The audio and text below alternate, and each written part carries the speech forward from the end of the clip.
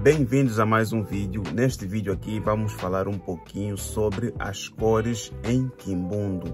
Qual é a origem dos nomes das cores em Kimbundo? Assim como é na maior parte das línguas faladas pelo mundo, os nomes das cores vêm da natureza, vêm dos elementos da natureza. E no Kimbundo não poderia ser diferente, é exatamente igual. E vamos usar como exemplo a cor vermelha, que em Kimbundo se diz Kyakusuka. Kyakusuka. Mas qual é a origem desse nome? Para quem é angolano, sabe que esse peixe que vocês estão a ver aqui agora, nós chamamos de cacuço em Kimbundo. E no resto do mundo é conhecido como tilápia. Cacuço, tilápia, é exatamente a mesma coisa. Então, em Angola, nós também tínhamos uma variedade de tilápia, uma variedade de cacuço, que tinha assim uma cor meio avermelhada. Então, em Kimbundo, quando nós queremos falar a cor vermelha, nós usamos como referência a cor do cacuço, a cor do peixe.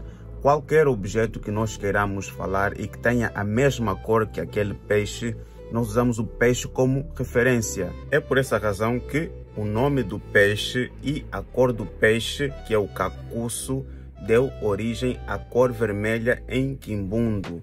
Então, o peixe nós falamos cacuço e a cor vermelha nós falamos Kyakusuka, que traduzindo assim literalmente em português significa da cor do cacuço, ou seja, da cor do peixe cacuço, que é vermelho. E esse é o motivo que em Kimbundo nós não falamos, por exemplo, aquela camisa é vermelha.